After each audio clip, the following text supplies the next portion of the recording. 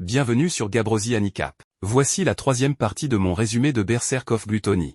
Roxy essaie de sortir discrètement de la maison. Fat ne la reconnaît pas et lui ordonne de s'arrêter, pensant qu'elle est une voleuse. Elle sursaute et se retourne. Fat s'excuse de l'avoir effrayée, remarquant qu'elle a l'air différente de d'habitude. Il lui demande si elle se rend au château, mais elle répond simplement qu'elle va en ville pour une inspection secrète. Elle demande à Fat de ne rien dire à personne, en particulier à Haru, qui la réprimandera pour s'être habillée de cette façon.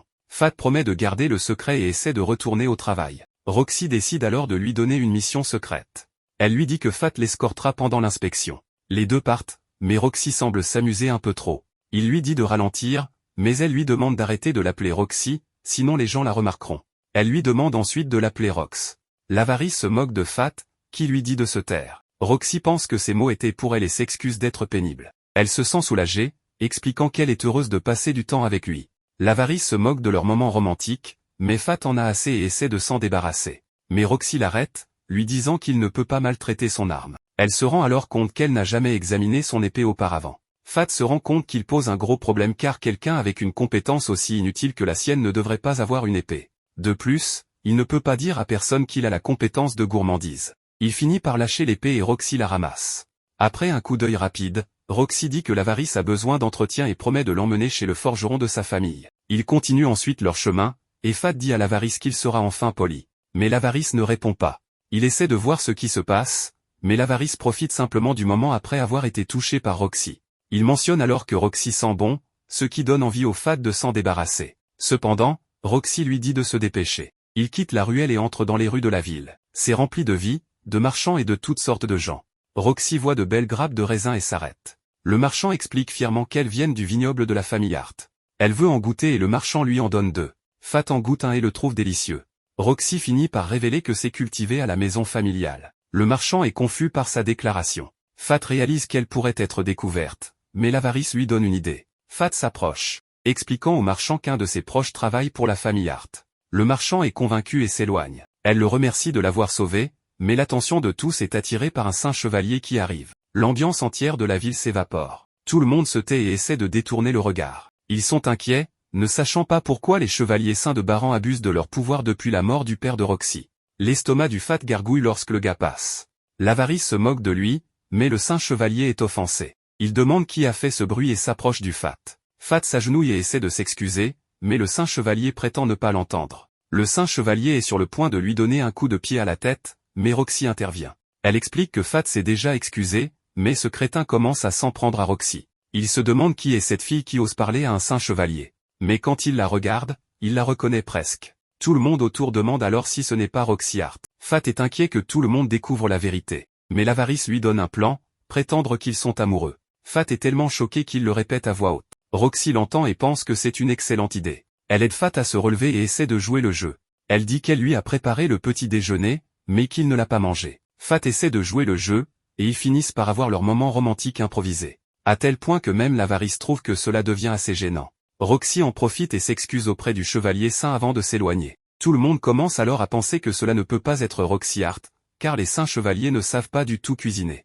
Les citoyens se dispersent, et Roxy entraîne Fat dans une ruelle. Elle pense alors qu'elle n'a jamais lié son bras avec un garçon auparavant. Mais devine quoi, Fat entend ses pensées.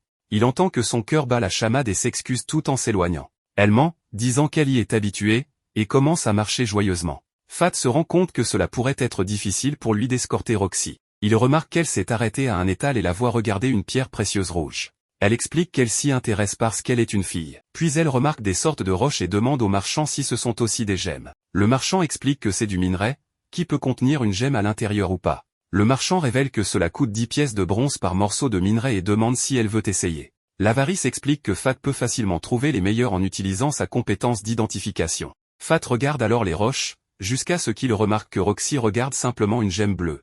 Il se rend compte qu'elle ressemble à une fille normale au lieu d'une sainte chevalière. Le marchand profite de l'occasion pour proposer une réduction si Fat achète la gemme pour sa fiancée. Fat devient timide, et Roxy décide de poser la pierre en disant qu'elle n'en a pas besoin avant de s'en aller. Il la suit, et elle demande à Fat s'il connaît des guerriers. Fat parle de Minerva et d'Oliver, mais Roxy explique qu'elle a besoin de parler à des guerriers actifs, pas à des retraités. Il est curieux, mais ils sont interrompus par une conversation sur le massacre des gobelins. Il s'avère que les gens pensent qu'un monstre de haut niveau l'a fait. Roxy se met alors à pourchasser les deux gars qui en parlaient. L'un d'eux pense que la théorie du monstre est stupide car les oreilles du roi des gobelins ont été données à un orphelinat. Roxy interrompt alors les gars et leur demande des détails. Elle demande s'ils savent quelque chose sur le monstre errant, mais ils ne le savent pas et s'en vont. Elle demande alors à Fat de l'emmener là où se rassemblent les guerriers. Il se rend alors compte que Roxy enquête sur le monstre errant qui est apparu près de la ville ces derniers jours. Vous le connaissez également sous le nom de Fat. Il l'emmène au bar, et le tavernier, qui pensait que Fat était mort, est surpris de le voir en vie. Il présente Roxy comme sa collègue, mais le tavernier commence à se moquer de lui. Il mentionne qu'il a disparu pendant un certain temps et qu'il revient maintenant avec sa fille. Fat devient confus et craint que Roxy ne soit offensée. L'avarice mentionne même qu'il pourrait perdre la tête. Roxy réagit en détruisant sa tasse, non pas parce qu'elle est en colère, mais parce que c'est ce qu'elle veut. Ils ont un énorme repas, et le tavernier explique ce qu'il sait du mystérieux exterminateur de gobelins. Il explique littéralement qu'un guerrier a trouvé un tas de gobelins avec leurs oreilles encore intactes. Roxy est confuse car tout le monde enlèverait les oreilles pour les vendre. Elle pense donc que c'est un monstre errant qui a migré d'une autre région. Le tavernier explique que ce serait mauvais pour les affaires, ce qui déconcerte Fat. Le tavernier entre dans les détails, disant que les gens doivent traverser les plaines gobelins s'ils veulent faire des affaires entrantes ou sortantes de la ville. Par conséquent, les gens ne voudront pas voyager, ce qui détruira l'économie de la ville. Fat commence à réaliser son erreur quand un vieil homme entre dans le bar. Il pense voir un fantôme car lui aussi pensait que Fat était mort. Il s'avère que le vieil homme a aussi des informations. Il pense que le monstre errant est une liche. Par conséquent, les 5 chevaliers prendront des mesures directes pour y faire face. L'avarice dit à Fat que ce sera un problème car il a perdu toutes ses statistiques. Cependant, la plus grande préoccupation de Fat est que Roxy se joigne à la chasse et le voit. Un groupe de guerriers voyageurs entre dans le bar, et vous savez, le comportement habituel. Ils attrapent l'épaule de Roxy et l'invitent à s'amuser avec eux. Fat se lève pour la protéger, mais elle se lève aussi et utilise sa compétence pour pousser le gars contre le mur. Tout le monde autour réalise que seule une chevalière sainte pourrait faire quelque chose comme ça. Elle révèle ensuite son identité et s'excuse d'avoir essayé de tromper tout le monde. Les guerriers s'agenouillent pour s'excuser de peur, ils essaient même de lui payer pour rester en vie. Elle leur dit de remettre leur argent parce qu'elle ne veut pas que les gens craignent les chevaliers saints. Un groupe censé protéger les faibles. Elle révèle qu'elle partage le rêve de son défunt père. Vivre dans un monde où tout le monde pourrait rire sans se soucier de son statut. Le vieil homme se rend compte alors que Roxy est comme son père. À ce moment-là, Fat se promet de la suivre jusqu'à ce qu'elle réalise ce rêve. Après s'être amusés tous ensemble, Roxy emmène Fat chez le forgeron. L'avarice adore le massage de polissage et explique qu'il coupera encore plus vite. Fat la remercie de l'avoir aidé à entretenir l'avarice. Mais Roxy explique qu'il l'a également aidé à obtenir plus d'informations sur le monstre errant. Fat devient curieux et demande pourquoi elle n'était pas au courant de la chasse. Elle explique qu'elle n'a pas été informée de la situation depuis la mort de son père, et que la famille Vlerick en profite pour régler des affaires sans la consulter. Soudain, ils entendent 2 voix et vérifient l'agitation. Ils remarquent qu'Ad tire le bras d'un enfant et Roxy lui dit de libérer l'enfant. La fille prétend qu'ils emmènent simplement un enfant perdu sous leur protection. Mais Roxy ordonne au Fat d'aider l'enfant. Tout en le faisant, le chef de la bande essaie de parler à Fat. Mais notre garçon l'ignore. Roxy dit alors au groupe qu'elle s'occupera de l'enfant et décide d'interroger le chef. Elle demande pourquoi il ne l'a pas informé de la chasse au monstre errant.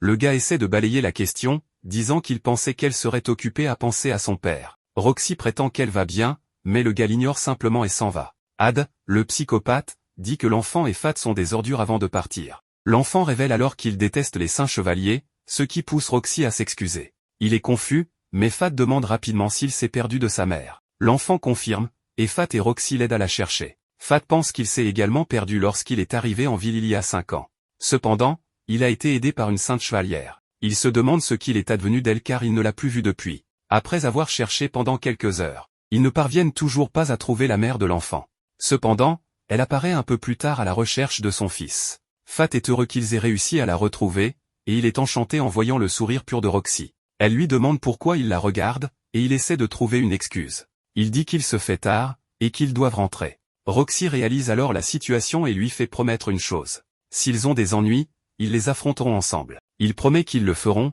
et ils se précipitent chez eux. Une fois arrivés, ils se font gronder par la gouvernante en chef. Plus tard dans la nuit, Fat demande à l'avarice s'il existe un moyen de chasser des monstres sans que Roxy le découvre. L'avarice lui suggère de porter un masque spécial. En le vérifiant, il réalise que c'est un objet magique de distorsion de la perception. L'avarice explique que le masque le fera apparaître différemment à ceux qui le voient. Fat pense que c'est parfait et l'achète. En même temps, il achète aussi un minerai à l'autre marchand.